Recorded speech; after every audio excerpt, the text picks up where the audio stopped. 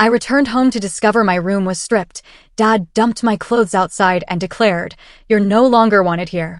I stayed silent, took my keys, and walked away. 8 months later, he flooded me with 72 messages begging, "Please come back." Have you ever had someone you loved, someone who was supposed to protect you, betray you so utterly that it felt like they ripped your very foundation out from under you?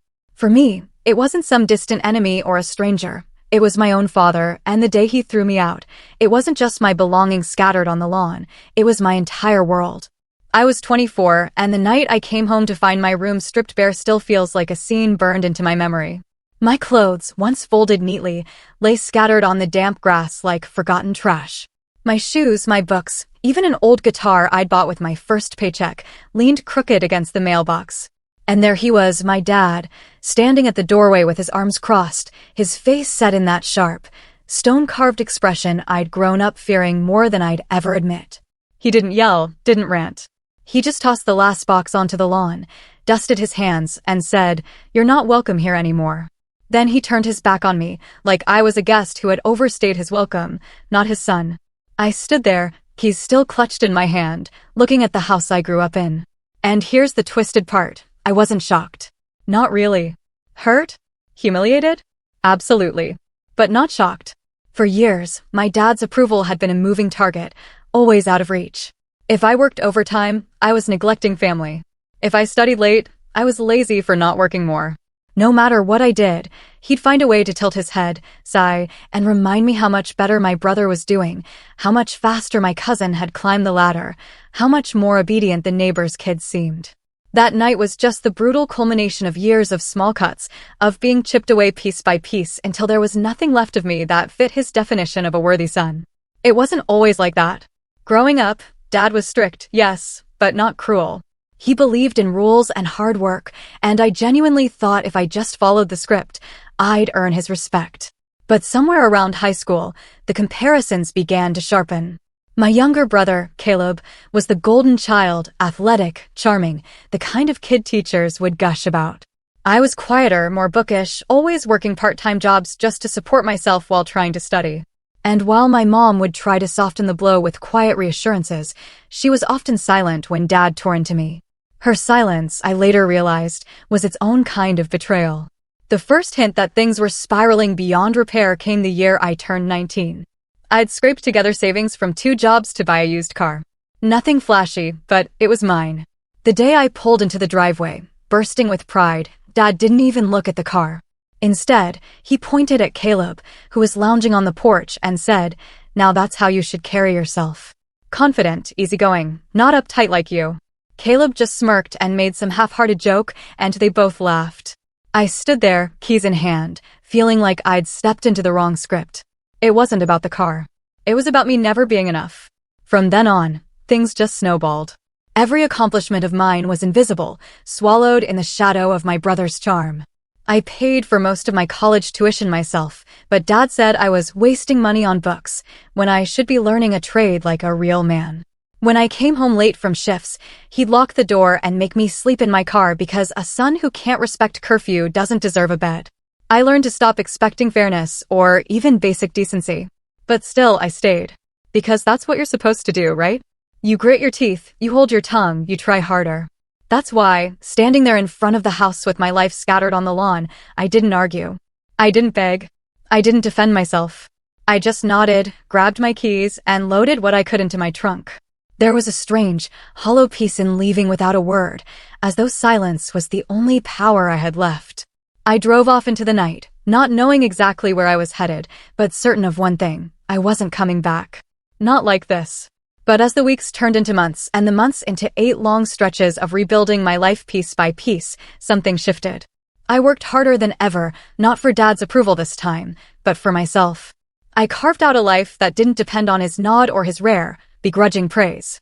I stayed quiet, didn't reach out, didn't explain where I went or how I was doing. And for a long while, there was silence from him, too. Until one day, my phone lit up with the first of many messages. Then dozens more until it reached 72 in total. Each one more desperate than the last. Each one ending with the same plea, "Please come back." That's when I realized the story wasn't over. Not even close. I didn't answer the messages at first. Part of me wanted to throw the phone across the room every time it buzzed with another, "Please come back," or "We miss you." But another part of me, the scarred, younger version of myself that had always craved approval, read every word, turning them over like sharp stones in my hand. Because when I looked closer, I noticed something. Those messages weren't real apologies. They were carefully worded hooks, the kind my dad had used my whole life. "Please come back. Your mother is worried. We miss you. The family's not the same without you. Stop punishing us for one mistake." The same old script. He wasn't saying, "I'm sorry I threw you out." He was saying, "Look at what you're doing to us." And that was when I felt the familiar knot of manipulation tightening again. To understand why those messages cut so deep, you need to know how blatant the favoritism in my family had become in those months before I left. It was almost theatrical. Caleb wasn't just the favorite. He was the family's investment. Dad poured money into his hobbies, his car, his half-hearted business ideas. If Caleb wanted something, Dad found a way. But when I asked for help once, just once, with tuition after my hours at work got cut, Dad laughed in my face. He said, "If you can't pay for it yourself, maybe it's not worth studying." A week later, Caleb announced he was going on a trip to Miami with friends, and Dad handed him an envelope of cash like it was a rite of passage. It wasn't just the money. It was the way they spoke about us when we weren't in the room. Once, I overheard Dad telling a neighbor, "Caleb, now he's got potential. Elias, he means well, but he'll never be more than average." I remember standing behind the door, my hands trembling, realizing that no matter what I did, no matter how hard I worked, I'd never escape that label in his eyes. And when I confronted him about it later, his response was simple: "If you don't like what I say, prove me wrong." That phrase haunted me, "prove me wrong." But whenever I tried, he just moved the finish line farther away. The last holiday I spent at home before everything exploded made it painfully clear. It was Christmas Eve, and I'd saved up to buy gifts for everyone, even Dad. I'd spent hours picking out things they'd actually use, things I thought would make them feel cared for. When it came time to exchange, Caleb's gift, a cheap cologne set he'd grabbed last minute, was met with applause, laughter, even a toast to his thoughtfulness. Mine? Dad barely glanced at it before setting it aside. Later that night, when I asked if he liked it, he shrugged and said, "It's fine. You could have saved your money." Those words stuck in my throat like gravel. So, when I saw those 72 messages lighting up my phone months later, I couldn't help but hear the echo of all those moments. The manipulation was familiar, rehearsed. He wasn't reaching out to me as his son. He was reaching out because something in his world had shifted, and he needed me back to balance it. Maybe Caleb had disappointed him. Maybe the image of the perfect family had cracked. Whatever it wasn't about love. It was about control. I still remember the first time he tried calling instead of texting. My phone buzzed on the table, his name flashing across the screen, and I just sat there staring. I didn't answer, but I listened to the voicemail. His voice, usually sharp and commanding, sounded thinner this time. "Elias," he said, "we need to talk. Don't be stubborn. You're making this harder than it needs to be. Just come home and we'll sort things out. Caleb misses you too." And there it was again, that subtle twist. Not "I miss you, but you're being stubborn." Not "we were wrong, but you're making it harder." The same script, different stage. And yet, despite knowing all of this, I felt the tension inside me rising. Because while I had started building a life of my own, a tiny apartment, a steady job, quiet routines, I still carried the weight of those years on my back. I wondered if ignoring him made me as cruel as he had been. I wondered if maybe, just maybe, this time he meant it. But deep down, I knew better. I knew what was waiting for me if I walked back through that door. The favoritism, the cutting remarks, the constant reshaping of my worth into something I could never meet. And I knew something else, too. The more desperate he became, the more unreasonable he would get. And I had no idea just how far he was willing to go to pull me back under his control. That realization hit me hardest the night my mom finally sent me a message of her own, one that made my chest tighten in a way Dad's never could. The message from my mom came late, just after midnight. I was lying on the couch in my apartment, half asleep, with the TV buzzing low in the background, when my phone lit up. For a second, I thought it was another one of Dad's relentless texts.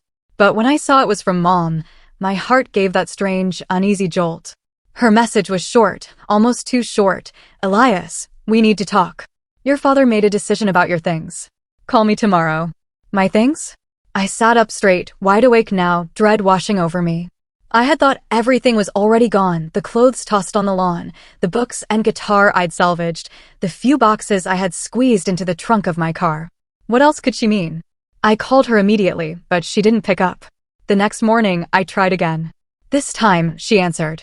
Her voice was tight, almost whispery, like she was afraid someone might overhear. Elias, she said, your father, he sold the rest of your stuff. The boxes you left in the garage, the computer, your old files, even the desk you bought when you started school. He said you weren't coming back, so there was no point keeping it. I felt my chest cave in. My computer, years of work, photos, writings, everything gone. I had saved it in the garage because I thought maybe, just maybe, when things cooled down, I could come back for it. And my dad had just erased it all in a single, calculated move. Why didn't you stop him? I asked, my voice sharper than I meant. Her answer came after a long pause. You know how he is, Elias. Once he makes up his mind, there's no changing it. I closed my eyes, feeling that old, familiar anger, the kind that made my hands shake. Because this wasn't just about property. This wasn't about old furniture or boxes. It was about years of my life, memories, achievements, records, all treated like garbage. And hearing my mom excuse it yet again twisted the knife even deeper. She had always been the quiet one, the peacekeeper. But peacekeeping, I realized, was just another word for abandoning me when it counted most. Later that day, I confirmed it for myself. My cousin, who lived down the street, sent me a photo he'd taken of a yard sale sign in front of our house. Tables covered in random items, my old textbooks, framed photos, even the chess set my grandfather had given me before he passed. The caption underneath read, "Your dad's clearinghouse. Thought you should know." I don't know how long I sat staring at that photo, but when I finally looked away, something in me had changed. Up until then, I had carried a fragile thread of hope that maybe things weren't completely broken, that maybe if I stayed away long enough, they would learn to value me. But watching strangers walk away with pieces of my life was the moment that thread snapped. It wasn't just disrespect anymore. It was betrayal. It was deliberate, personal. That night, Dad sent another message. This one was longer than the usual one-liners. You're being dramatic. Those things were just clutter, and you weren't here to take care of them. Caleb's moving into your old room, and we need the space. It's time you stopped acting like the victim and grew up. I read it twice, my vision blurring with anger. He hadn't just erased me from the house. He had replaced me. My brother, the golden child, was now sleeping in the room I had spent years calling mine, surrounded by the scraps of what was once my life. My dad hadn't just thrown me out. He had rewritten the script so I'd never existed there in the first place. I wanted to scream, to call him, to unload everything I had bottled up over the years. But I didn't. Because beneath the anger, something colder was beginning to form. A resolve I'd never felt before. If my father thought he could erase me so easily, he was wrong. He could sell my desk, my books, my photos, but he couldn't take away the life I was building outside his walls. And for the first time, I wasn't just going to survive his cruelty. I was going to make him regret it. But before that moment of clarity came the hardest blow yet. The one that made me realize how much lower they were willing to go. And it arrived in the form of another message. This time, from Caleb himself. Caleb's message came on a Sunday afternoon, when I was finally settling into the rhythm of my own life.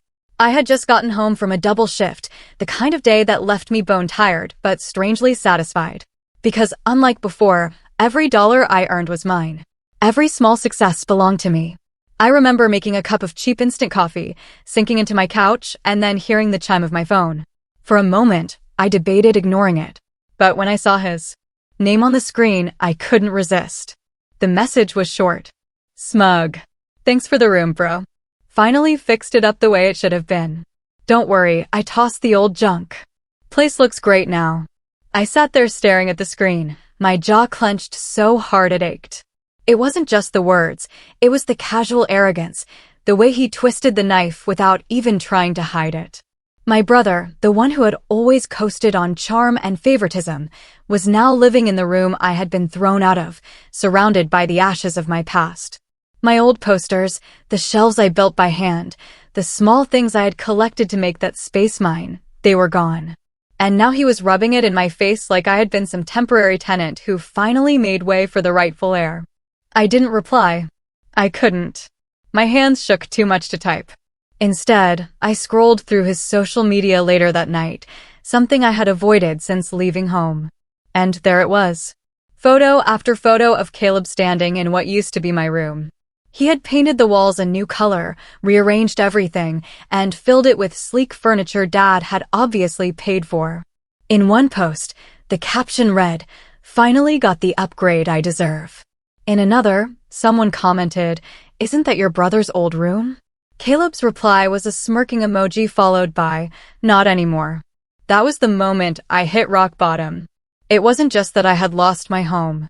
It was that I had lost my place in the family entirely. They weren't waiting for me to come back.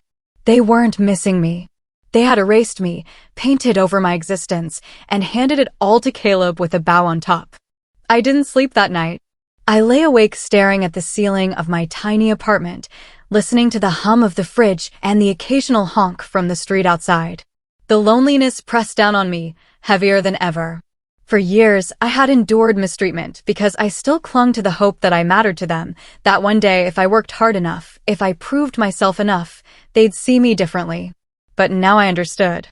I had never been the son they wanted. I had only been a placeholder until Caleb took center stage. The next few weeks blurred together.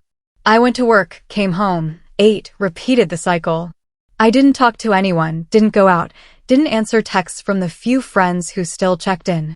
I told myself I was too busy, too tired. But the truth was, I didn't know who I was outside of the constant battle for my family's approval.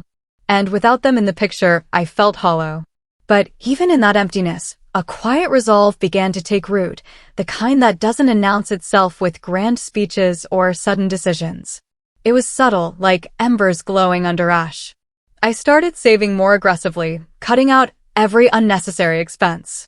I took on extra shifts, even when my body screamed for rest. And slowly, I began to piece together a plan. Not revenge, at least not yet. Just survival. Just the simple determination to stand on my own. So that when the time came, I would no longer need anything from them. In those silent nights, when the weight of everything felt unbearable, I made myself a promise.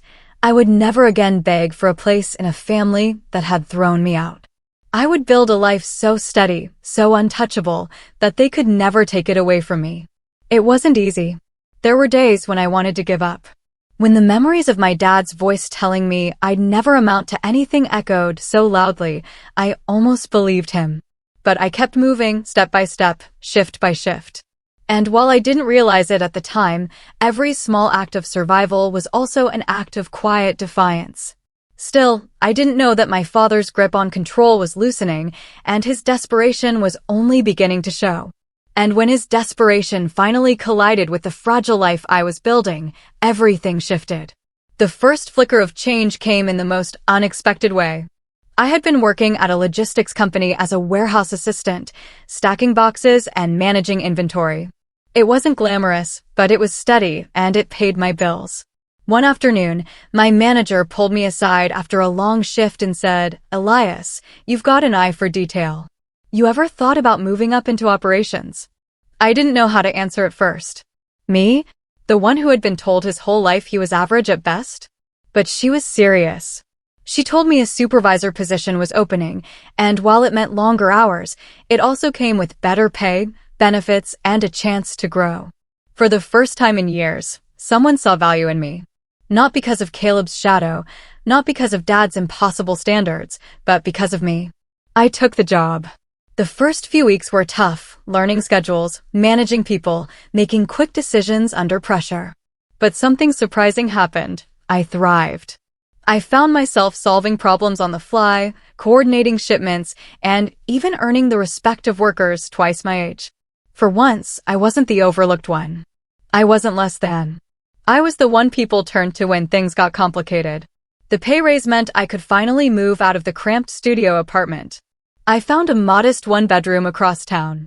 Nothing fancy, but when I walked through the door with the keys in my hand, it felt like the world's quietest victory. No one had handed it to me. No one could take it away. It was mine. With the stability came confidence. I reconnected with old friends I'd pushed away during my lowest point. I stopped dodging their calls and started showing up again, grabbing coffee, laughing, remembering what it felt like to belong somewhere. And slowly, the emptiness I had carried since leaving home began to feel less suffocating. At work, I pushed myself further. I signed up for training courses, learned more about supply chains and logistics systems. Before long, I was the one proposing solutions in meetings, and people actually listened. My manager, impressed with my progress, started hinting at more opportunities down the line.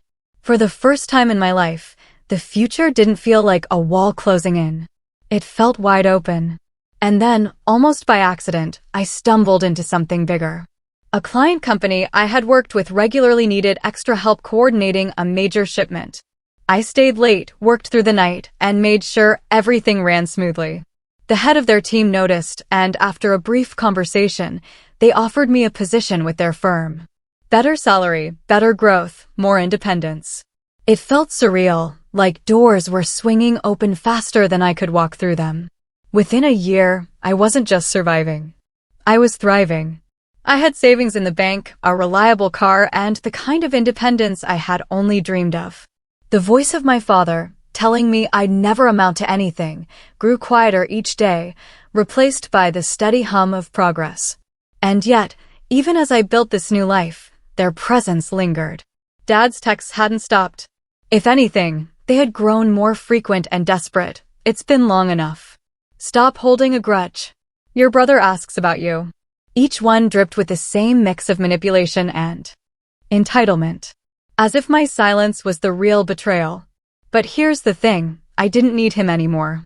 For the first time, I held the power. I had proven him wrong. Not by shouting back, not by begging for recognition, but by living a life without him.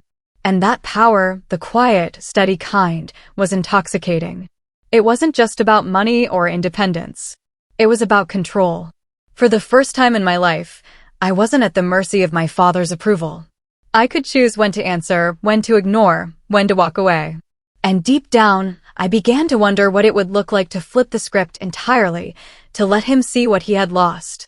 That thought grew stronger with every unanswered message, every voicemail deleted. And it grew even stronger the day I saw my brother Caleb's name appear on my phone again.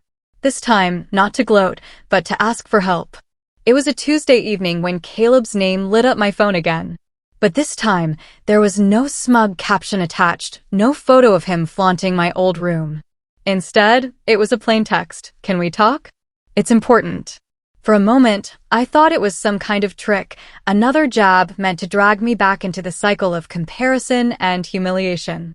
But something about the wording felt different, urgent, hesitant. Against my better judgment, I replied with a single word, why? His answer came quickly. Things aren't going well here. Dad's been different. Can we meet? I almost laughed. The same brother who had paraded through my old space like it was a prize? Who had never once defended me when Dad tore me down? Now he was reaching out. But curiosity got the better of me. A week later, I agreed to meet him at a quiet coffee shop downtown. When I walked in, I hardly recognized him. Caleb, who had always carried himself with that effortless swagger, looked worn down. His clothes were as stylish as ever, but his posture was slumped, his eyes heavy with something I had never seen on him before, fear. He didn't waste time. Elias, he said, leaning forward. Dad's in trouble. The business, it's collapsing. He made some bad investments. He's been borrowing money left and right, and now people are asking questions. I let the words sink in.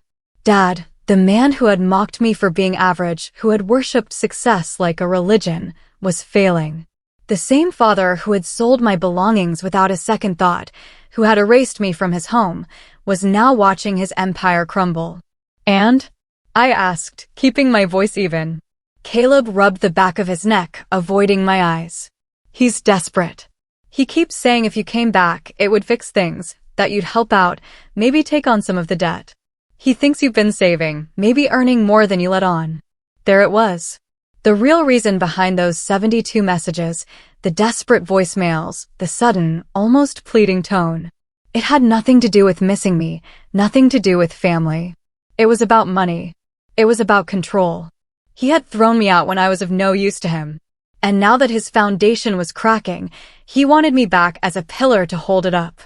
I didn't answer right away. I let Caleb keep talking. He told me about arguments at home, about dad snapping at mom over small things, about the tension that filled the house like smoke. Caleb confessed he was scared, that he had relied too heavily on dad's support and now found himself cornered. It was strange listening to him. For the first time, I wasn't the powerless one. I wasn't the one begging to be heard. Caleb, my father's golden child, was sitting across from me, practically wringing his hands, while I sat calm, steady, untouched by the storm tearing through their lives. And in that moment, I realized something important. I had leverage. Not just over Caleb, but over Dad himself. The years of humiliation, the dismissal, the betrayal, it had all flipped. They needed me now, and I didn't need them. That was power. Quiet, deliberate, undeniable power. When I left the coffee shop, Caleb tried one last time. Think about it, he said. Dad keeps saying family has to stick together. He'll forgive everything if you just come back. I smiled faintly, not out of amusement, but out of the bitter irony of it all. Dad wasn't offering forgiveness. He was begging for mine, though he'd never admit it. And that gave me the upper hand in a way I never imagined I'd have. As I walked back to my car, the plan began to form. Not fully, not yet, but the outline of something sharp and satisfying. I wasn't going to be the desperate son standing in the rain outside my own house anymore. This time, I was going to decide how the story ended. And when I finally checked my phone that night, there it was again. Another message from Dad. This one longer than usual. Elias, come home. We need you. I made mistakes, but we're still family. You're still my son. For the first time in my life, I didn't feel the pull of those words. I felt something else entirely, a calm certainty that the tables had turned. I didn't respond to Dad's message right away. Instead, I let it sit there, glowing on my phone like a beacon of irony. For years, I had begged for a fraction of his attention, a crumb of recognition. Now, he was the one reaching out, and I was the one deciding whether his words had any weight at all. The balance of power had shifted, and I wasn't about to waste the moment. The first step was patience. Revenge, real revenge, wasn't about shouting or slamming doors. It was about silence, about making them stew in the consequences of their own choices. So, I ignored him. Days passed, then weeks. The messages grew more frantic, more emotional. I know I was hard on you. You can't hold this grudge forever. Don't punish the family for my mistakes. It was the same script he had always used, but now I was no longer a captive audience. Then came the opportunity one had been waiting for. Through Caleb's scattered updates and a few well-placed questions to people I still knew in town, I learned that Dad's financial troubles were worse than he let on. The small contracting business he had run for decades was teetering on bankruptcy. Word was spreading fast, clients pulling out, suppliers demanding payment, debts piling high. And the more desperate he became, the more he tried to hide it, clinging to his pride like it was the last piece of wood in a sinking ship. That's when I decided to act. I had been saving diligently, investing cautiously, and with my new job and steady promotions, I had quietly built a financial cushion. Not millions, but enough to matter. Enough to show I had done what Dad always swore I couldn't, create stability on my own. And now I would use it, not to bail him out, but to expose the lie he had been living. The next time Caleb reached out, I agreed to meet him again. This time, I was different, calmer, sharper, carrying myself with the kind of quiet authority that comes when you know you're the one holding the cards. We sat across from each other, and before he could start pleading on Dad's behalf, I laid it out. Caleb, I said, you wanted me to come back to help, but you need to understand something. I'm not the same person who walked out of that house 8 months ago. I don't owe Dad anything. Not after he threw me out, sold my things, erased me. If I do anything, it won't be for him. It will be for me. He shifted uncomfortably, clearly unsure of what I meant. So, I leaned in. I know about the debts. I know the business is failing, and I know Dad's been telling people he can fix it if I come back. But here's the truth. I could help. I could write a check today and stabilize everything. And I'm not going to. The look on Caleb's face was almost enough on its own. Shock, fear, a flash of recognition that the brother he had dismissed for years was now the one in control. But here's what I will do, I continued. I'll make sure everyone knows the truth. That Dad's not the invincible man he pretends to be. That he gambled everything away and lost. And when people ask why I didn't step in, I'll tell them. Because when I needed him, he tossed me onto the lawn like garbage. Caleb tried to interrupt, stammering something about family and forgiveness, but I cut him off. No, family isn't something you erase when it's inconvenient. Family isn't something you sell at a yard sale. Dad made his choice. Now he can live with it. I walked out before he could respond. The weight of years of humiliation finally lifted with each step. For once, I wasn't reacting. I was leading. And that night, when Dad called again, I finally answered. I didn't shout. I didn't cry. I spoke with the calmness of someone who had already won. You always told me to prove you wrong, I said. Well, I did. I built a life without you. And now, when you need me most, I'm proving something else. You can't erase me and then come crawling back when it's convenient. You made your choice. This is mine. Then I hung up. The silence that followed was more powerful than any argument we had ever had. For the first time, I wasn't the powerless son trying to earn his place. I was the one closing the door. But revenge has a way of rippling out farther than you expect. And what happened next in the family, the fallout I hadn't even planned, was more devastating than anything I could have orchestrated myself. When I hung up that night, I thought the story was finished. That my silence and refusal were the final word. But what I didn't realize was that my father's world was already crumbling.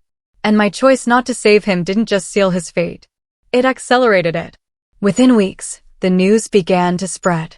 The business, the one he had paraded around town as the symbol of his hard work and dominance, folded.